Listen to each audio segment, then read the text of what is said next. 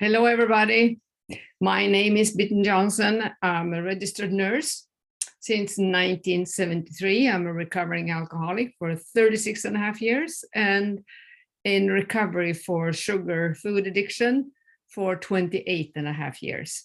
And I worked with clients and I love addiction medicine. So I'm very grateful to be here today. And I will share some slides with you and hoping that you will have some questions for me. And if you do, please don't hesitate to email me. First of all, Tracy, I love that you asked me to do this. I'm very, very proud to be part of the Low Carb Lifestyle Hub. And I was very happy to meet you in Nutrition Network.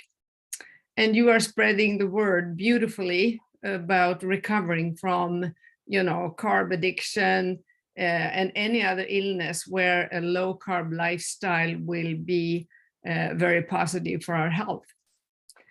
So I'm going to take you into the world of addiction and why it is so important to eat low carb if you are a food addict. And I prefer saying sugar addict because when we talk about carb addiction, people get confused. Yeah, but tomatoes are carbs, and they come up with all kinds of things that are carbs, but everybody knows that sugar is very dangerous for your health. So I like to say sugar, sweeteners, any flour, and processed foods. Those are the things that hit our reward center.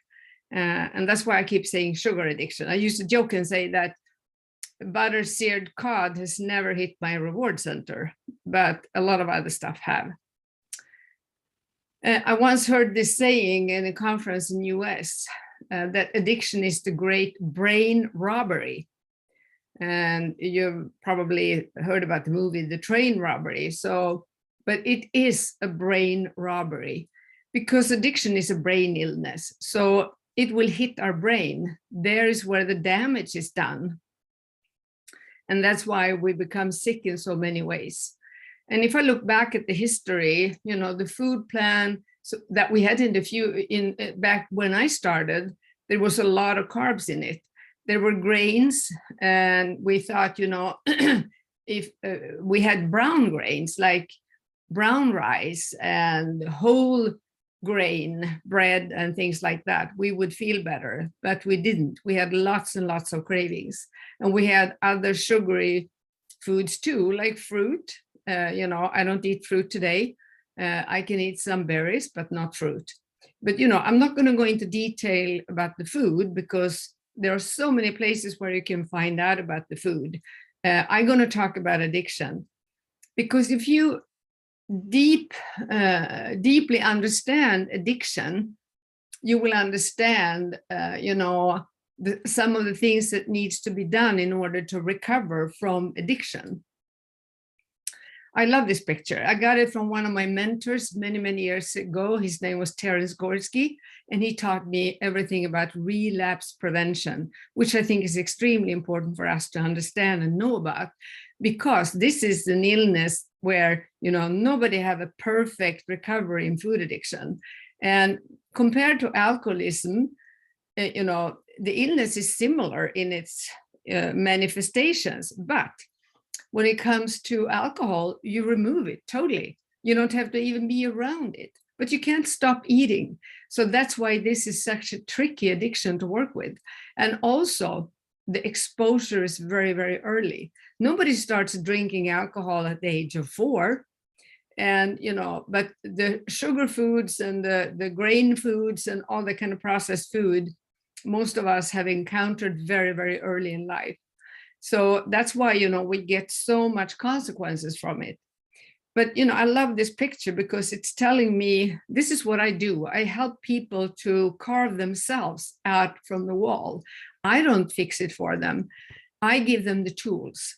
I give them a compass and a map, and I walk with them, but I don't walk for them. They have to walk themselves.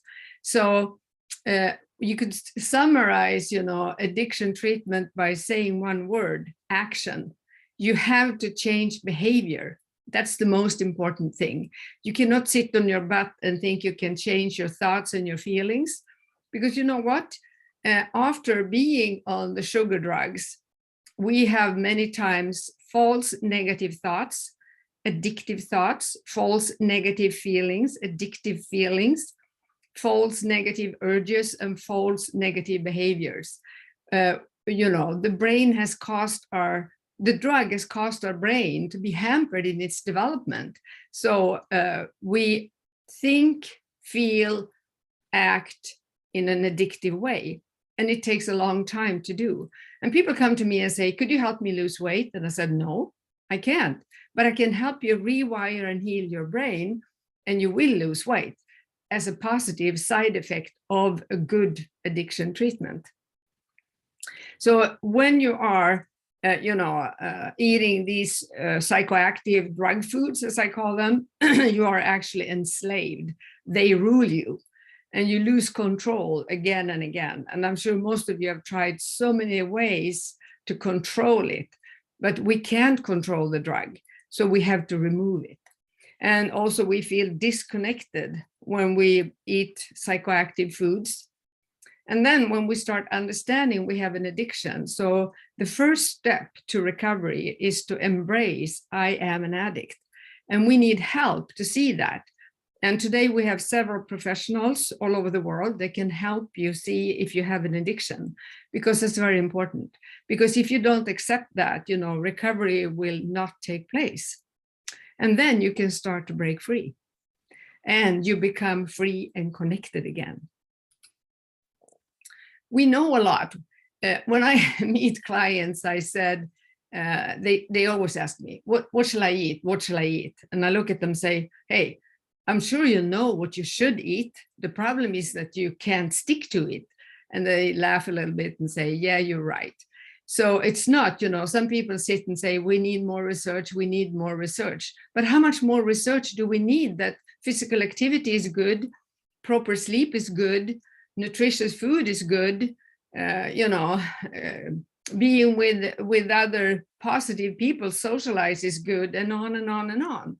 So, more research is not always the key. Of course, we're not going to not have research. That's not what I mean, but we already know a lot, but we don't act upon it. So there is something wrong between what we know and what we do. In the old days, addiction was viewed upon as an emotional, spiritual illness or lack of good emotions or a spiritual life. And we had emotional therapy and 12-step. That wasn't wrong, but there was many things missing. And here I think the low carb movement that in Sweden started 2005 with Dr. Annika Dahlqvist and Andreas Enfeldt is one of the best things that happened to us when it comes to food. That's when we started to include many other research areas like insulin resistance, what insulin does in our body, why a low carb food plan is good, because, it's actually the way we're meant to eat, and anyone studying the body for a while can figure that out. But we didn't talk about reward center or brain illness when I started my journey, even though there were research about the dopamine, which is good. Today, we see addiction as a reward deficiency. There is a problem in the reward center, and that, really hampers the whole brain. We also know that once addiction is developed, it is a chronic illness. It's a chronic progressive illness, i.e. it doesn't go away. You have to learn to live with it. That is the thing. So you could say that treatment is sort of lifelong, but of course there are different, there are primary early treatment and long-term and aftercare and all that. So it's like a treatment chain. It's not what I'm going to talk about today, but we need to understand anyway that, you can't go back to eating things normal. That's what people always want to ask me. When can I start eating the things that my brain loves or that I love, like the sweets and the breads and all that? And, you have to be honest and say, you can't. Because if you do, you're going to be sicker. That's just the way it is. So, to educate the clients is the most important thing today. It's a more important word than treatment, education. So, you could say that you are a sugar addiction educator instead of a treatment, a counselor. We also know today that we have something called addiction interaction disorder.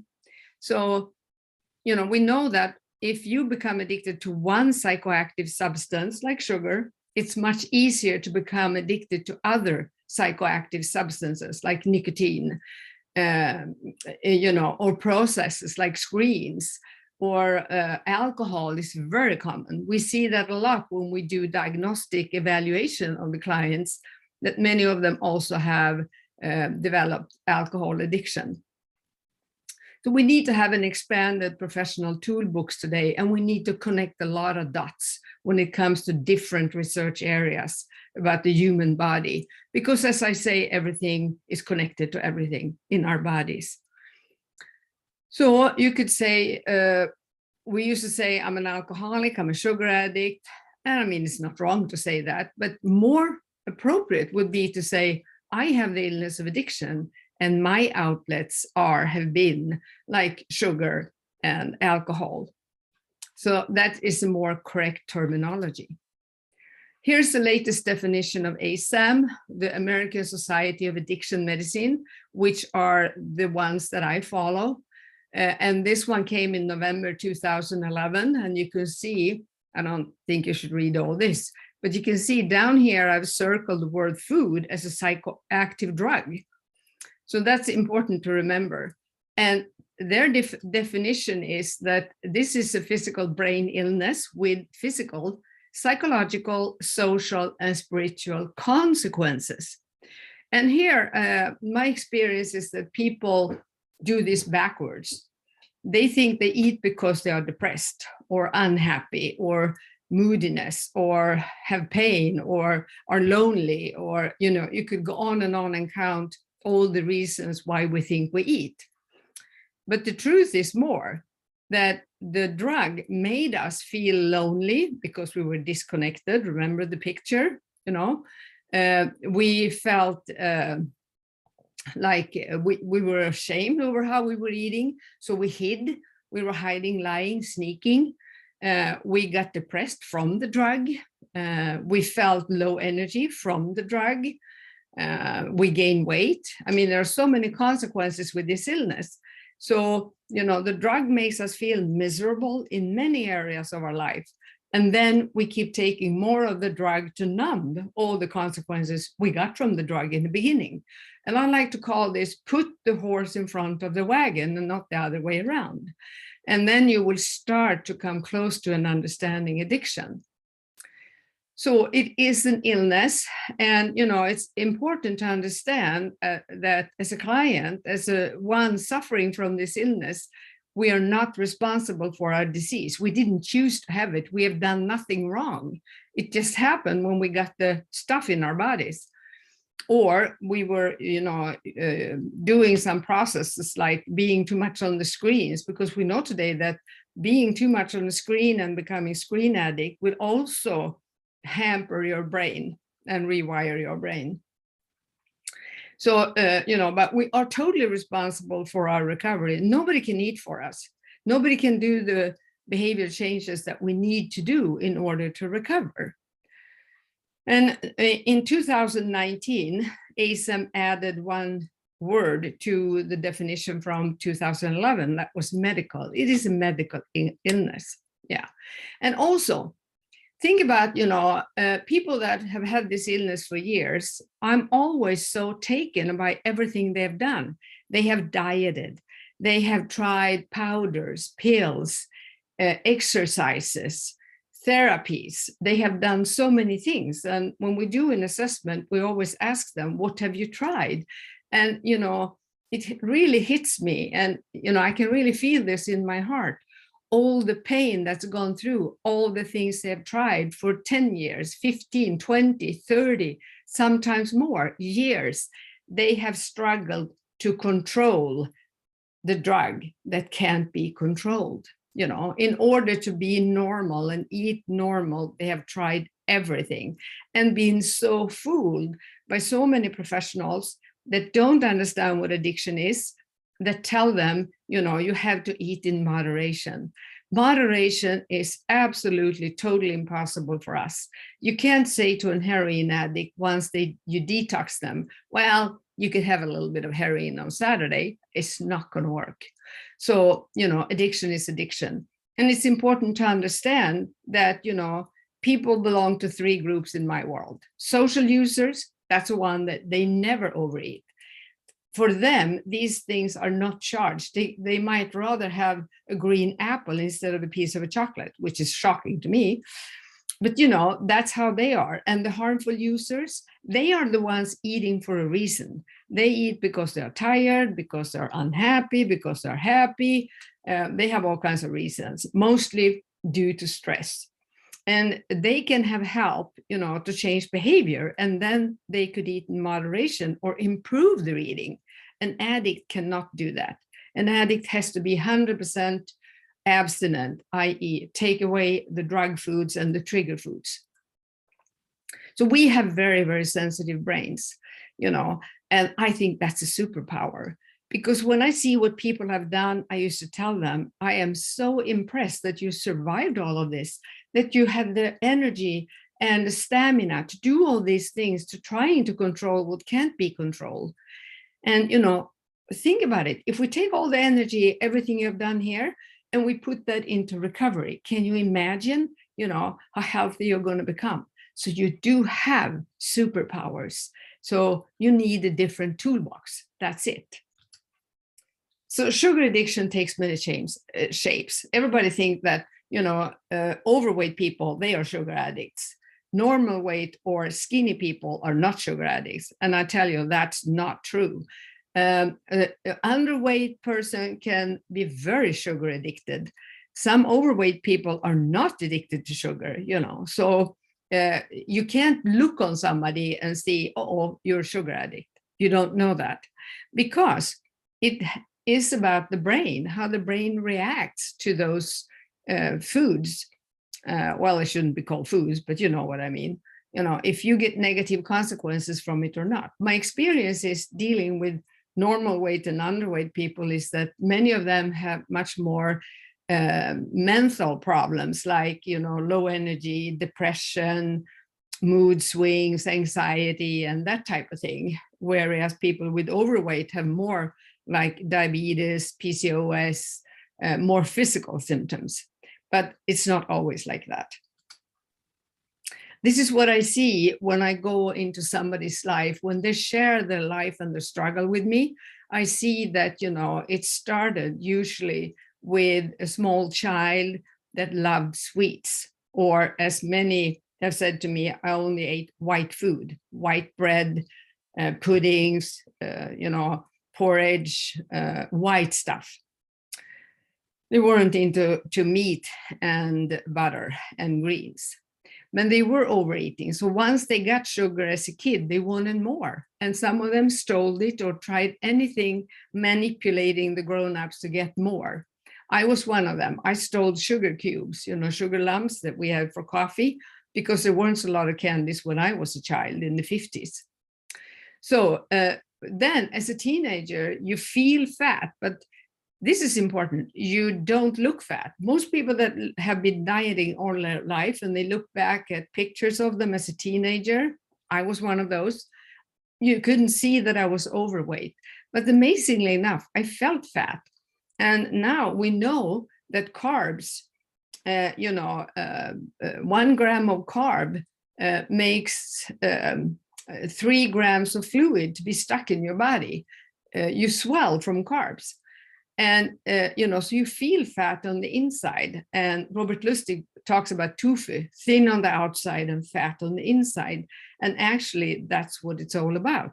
So you can have visceral fat around your organs.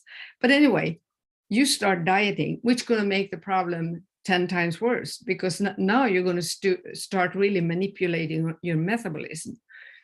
So this on-off as a teenager is, of course, very dangerous, and most people gain more weight.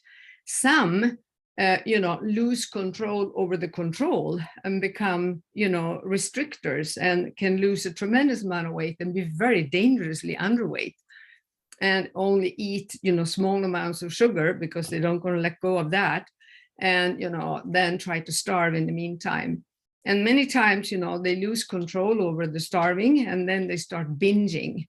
They start eating huge amounts when they lose control, and then they start purging, which is, either vomiting or exercising or trying to have restricted periods. And then comes the binge eating phase, until, a lot of people can't control that anymore. And then you end up being volume eating and overeat everything.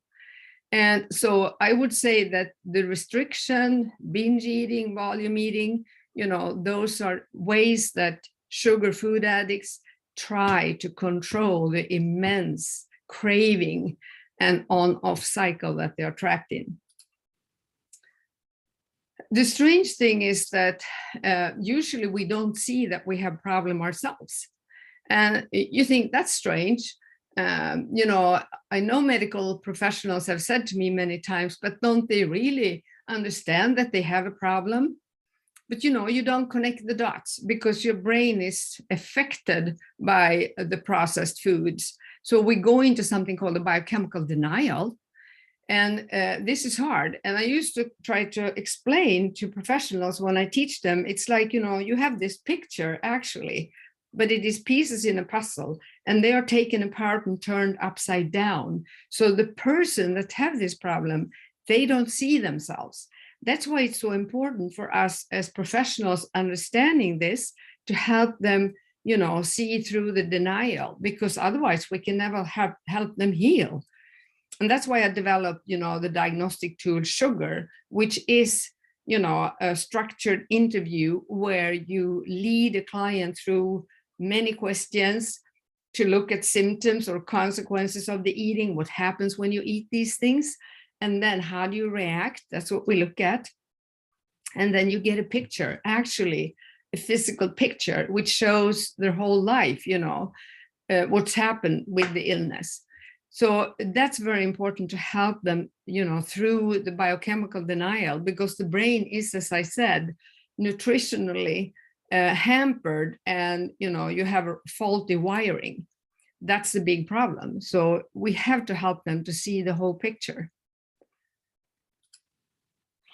So most of my clients have had several of these diagnoses over the years with different treatments, which only progress their illness.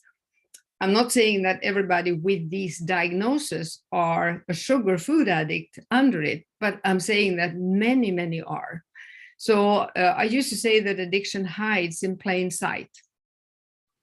And, the interesting thing is when these clients come to us, and they come very late to us because we are the last house on the street. Nobody wants to have an addiction. And that, I think, is horrible, that it still has so much shame and stigma built into it. It is a brain illness. If you work with people, you have to learn what this is all about and help them with the correct toolbox. So, and you have to dare address it. And so if somebody with diabetes 2 comes to somebody that's a low carb coach, and you don't look for addiction, which could be the cause of the diabetes type 2, you're not going to be able to help them. You're going to send them off on a wild goose chase. So it's important to screen. And there is an instrument that I use that's called UNCOPE, 6 simple questions that you can give to your clients to screen for, if there might be a problem. And I used to say that if somebody answers yes to 4 or more of those 6 questions, it really indicates a severe problem. So that's very important to do.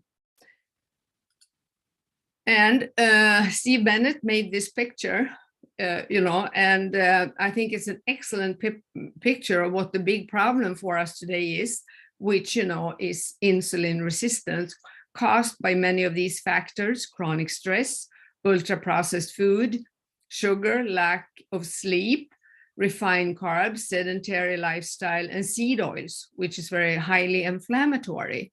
And then you have insulin resistant, which ends up with all these diagnoses. And when I saw this picture, I thought it was an excellent picture, but one big thing was missing, and that was, addiction. So since addiction starts very, very early, it could be the root cause of this whole tree.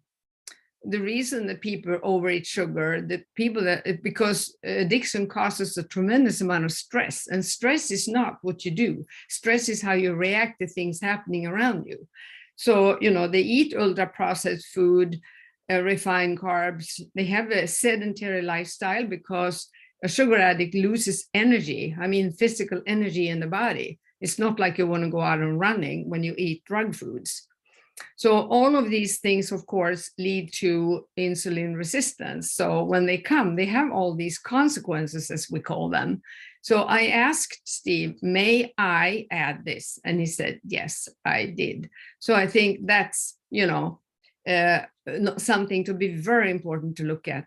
Could it be addiction under? Because if you look for that and it's not there, then it's much easier to deal with. But if you don't look for it and it is under any of these things, you're never going to be able to help this client because they have loss of control over certain foods. So you have to address addiction, you have to heal and repair the brain. Then you can deal with all these other consequences. If it's not addiction, fine. If it is, deal with it. So, 1980, Norm Hoffman in US developed something called SUDS. It's SUDS 5 today because it's, built on DSM-5. And then it has developed, through the years. You can look more on his page, diagnostic.com. And my colleague Börje, he bought this Swedish version of it, which is called ADDIS, alcohol drug diagnostic instrument. It was developed in 1989, and Börje bought it some years ago. It's now an online tool, and it's the same structured interview as we have with sugar, because sugar is built on ADDIS, and ADDIS is built on SUDS. So I started to work with, and we also have ADDIS for adolescents, 13 to 19 years of age. And we also have an instrument called GAMES today, which is a gambling assessment, measurement, and evaluation scale. And you can read more about that on the page of addis.se. And in 2013, in 2000, I used ADDIS, but I changed the word alcohol to sugar. And then in 2013, I did the instrument based on ADDIS, which is called Sugar today. And in 2019, we did it an online version, and I train, certify, and license professionals in that today. So, as a nurse, I think it is very important to know what I'm dealing with. So I want to have a diagnose. That's very important, because if it is harmful use, I refer them to somebody else that works with, nutritional coaching or whatever. Because I don't work with harmful use, I work with addicts. And we hope to have a sugar adolescent in progress also in a few years, maybe, where we can do the diagnostic evaluation on people from 12 to 19 years of age. So it's important to have a professional approach. The first is to understand addiction and be educated about it. Then do the screening and cope. Then I also have an instrument called pre-assessment evaluation, which you could say is an interview, an assessment before sugar, and then we do sugar. So we really do a lot of, evaluations before we suggest a treatment plan. We also need to understand the disease concept. What is addiction all about? How does the addicted brain work? Development of symptoms, consequences, what is cause, what is the consequence? We need to understand progression. We need to help clients understand a drug-free lifestyle. We need to talk about process addictions like starving, binging, overeating, volume eating, and other outlets like screens, gambling, alcohol, pills, and so on.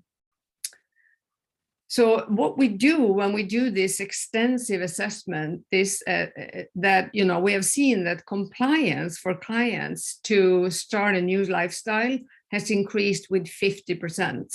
So what most people will say to me when I've done sugar on them, they're going to start crying and said, I'm so relieved that I have the illness of addiction. I'm not crazy. I'm not an idiot. I don't have low moral. I'm not a bad person. I have an illness. So motivation is extremely important. It's very important to educate your clients so they understand what this is all about, so they can make good life choices. And also when you do these assessment, screening, and the sugar interview, you create an alliance with your client. Many of them say to me, nobody has ever asked me these questions about my eating. Because, most counselors ask, what's the stress in your life? Do you have any relationship problems? How's it going at the work? They ask them more about feelings. But this is a biochemical illness, so we have to understand biochemistry, and we need to assess that truly. So biochemical repair is extremely important to understand and help them, with daily routines, the fuel mix. I work with low carb keto, and but not everybody has the same exact fuel mix between protein, fats, and veggies.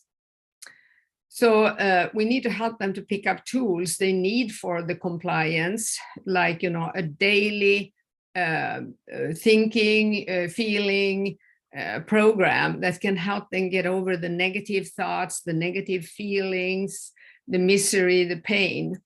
So, it could be a desert walk, actually, but healing the brain and rewiring is very important. That's the first step before you do any other deeper therapy.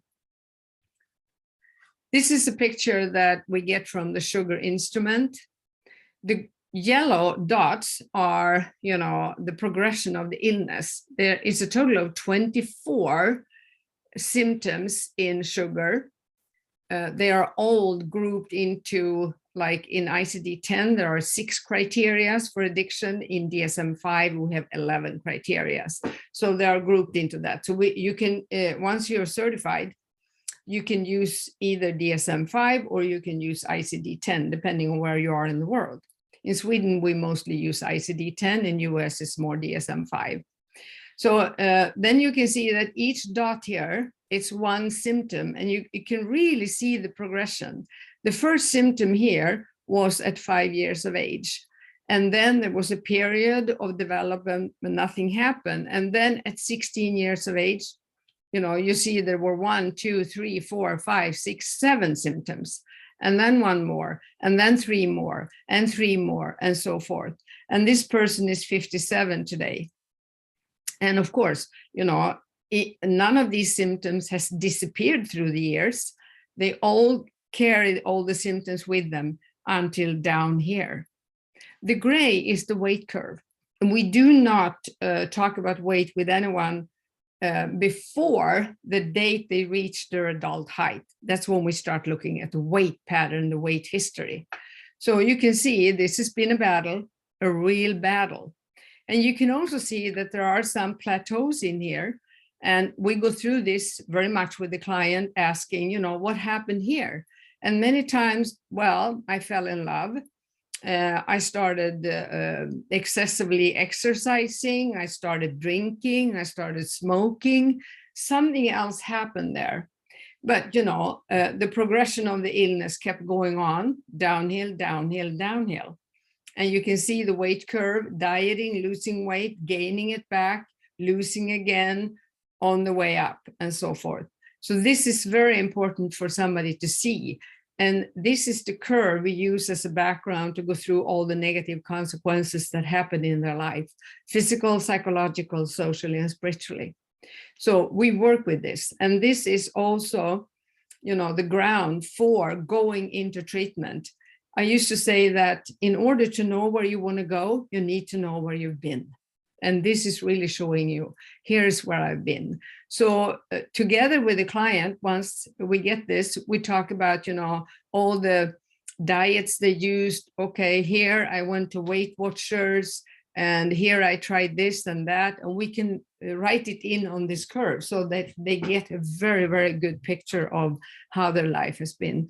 And many feel a lot of grief. I wish I understood this earlier. Well, it's okay to grieve that, but what we want to do with this is to give you the strength, the energy, the power to take your life into a recovery life. That is the purpose of daring to watch as the truth like this. Okay.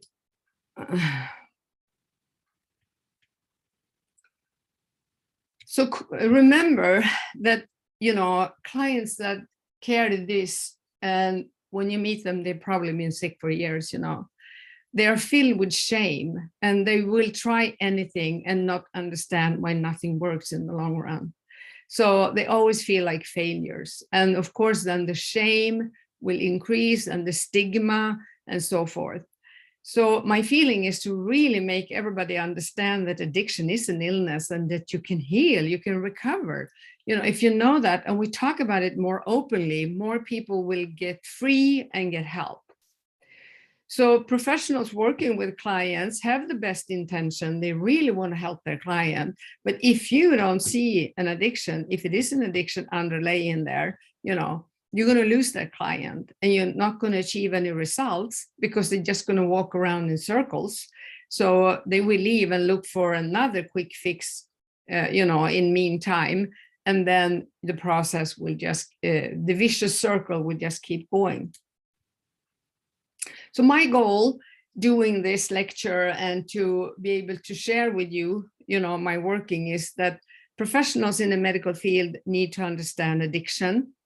Professionals in the addiction medicine field need to understand the science behind low carb keto, which I think we didn't work with that. If I look back through all the years I worked, we didn't talk insulin resistance. We didn't talk all the consequences that is. So I am extremely grateful to the low carb keto movement, because that has brought all that knowledge about biochemistry, insulin, and all these things that we need to talk about: the thyroid, the adrenals, the microbiome. That's very important. So that needs to come into the addiction medicine field in the neuroscience. So we need to connect dots, always connect dots, and work together. It's very important. And I also encourage you to dare screen and refer to a sugar professional. You have a page on my site where you can go, my website, you can go there and look for sugar professionals, and we dare to diagnose. Please dare to diagnose. So it is the start that stops us. This comes to clients too. And I can go back to myself and say, well, I started Monday, New Year's Eve, after the weekend, after vacation, on and on. Because that part of the brain that is addicted really wants to keep the drug with all means. We try anything, just not give up the drug, but that's what we have to do. So one good way to start is to remove sugar, flour, processed foods for 30 days. Journal your energy level. Don't think about thoughts and feelings. Remember, they can be false, negative, and very hampering to you. So just look at your energy level. What's happening when you take away these, drug foods? Work on improving your breathing. There's a lot of training classes, YouTube, overall. Improve your sleep, improve your physical activity, and join a support group and ask professionals for help. So I used to say there are two main things that we need. We need to be educated. We need knowledge. We need to understand what this is all about, all the aspects of it, and embrace that we have it. And we need support to cope with the changes that we have to do. And now, when I started, there were very, very few other people to connect with. Today, there are so many groups, and I'm going to give you some names of them. There are so many groups out there. support groups. There's so many YouTubes. There's so many podcasts. I mean, there's so much knowledge, and this is one of them, So here you can get much, much more knowledge, what this is all about and what you need to do. Whether you are a client, somebody that maybe is afflicted, or if you're a professional that really want to understand and help people with addiction. So why is low carb keto the best for sugar addicts? Well, I said that in the beginning. We have a carb sensitive brain. Carbs going to trigger us.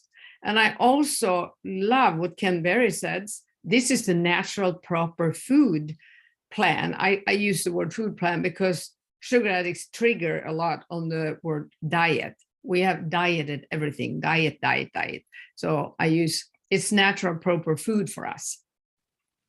But it is important to help clients find his or her individual fuel mix that optimizes energy, because once you restore your energy, you can do anything you want.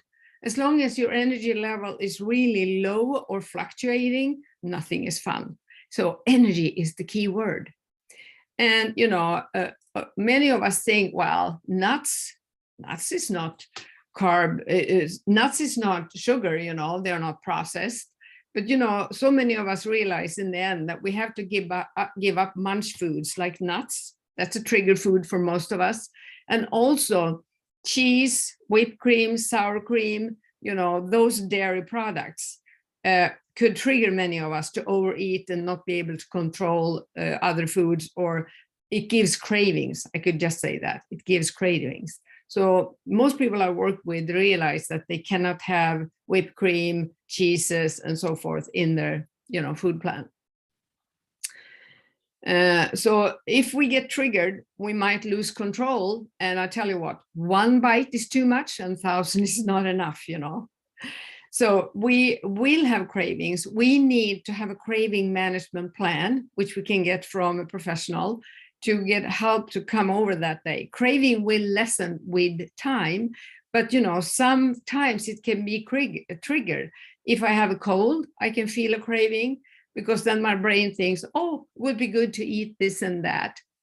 And then I have a whole toolbox with things, that I use right away. So I don't go for it and do it, because I know that if I take one bite, 1,000 will never be enough, and I will be incredibly sick. And I don't know if I ever get back up on the wagon again. So to me, that's very, very dangerous and very sick. So keto is also the best food plan for healing our brains, and that's very supported by science. So if you don't believe that, you can study that. And moderation will not work. And remember, I've said it many times now, it is a brain illness. It's not a psychological problem. You can have a lot of psychological problems. Many of them can be consequences, but you have to start focusing on the brain illness and heal that. So the addiction memory circuit, which is, the memory of the time in the beginning when we were euphoric with the drug, when we loved it and we ate it a lot and we didn't have a lot of consequences. That's called addiction memory circuit. That will never go away. That's why this is a chronic illness. That's why we have to work in recovery for the rest of our lives. So euphoric recall is very strong, and it is lifelong. So it can pop in whenever. And then you need to have, several tools and a plan of action. Ooh, I'm craving. What do I do now? One of my favorite is, I call the illness the red dog, which is the sick part of me, the addictive part. And the blue dog is my healthy part. So I used to say to the red dog, when it comes tempting me with something we should eat or take a chance to do this, or I said, ooh, that was a fun idea. But you know what? We don't have time to do that today. That's my saying all the time. I cut it off right there by that. So look at it tomorrow. Today, we're not going to do it. And that keeps me in recovery, one day at a time, day after day, week after week, month after month, year after year. So that works all the time. And I'm saying it very, strongly to my red dog. Oh, okay, fine, but we're not going to do it today. So no matter what, I will not eat it today. And the next day, then I might not have a craving attack for months. So, if I have a new one tomorrow, I say the same thing. Okay, sounds fun, but we're not going to do it today. So that's helped me tremendously. So sugar addiction and keto is true. It's a love story. That is the food we are made to eat and that we should eat. That is really good for us. So I hope that you, have picked up some clues from this lecture and that it feels like you want to know more. That's what I would love to hear. I do 2 trainings. I train people in the sugar diagnostic tool, and I have a 1-year online training for holistic medicine for addiction. So if you're interested, let me know. And if you somebody listening to this now and feel, oh, she's talking about me, and you feel lost, send me an email and I will connect you with a professional that can help you. I promise. Okay. Thank you very much for listening.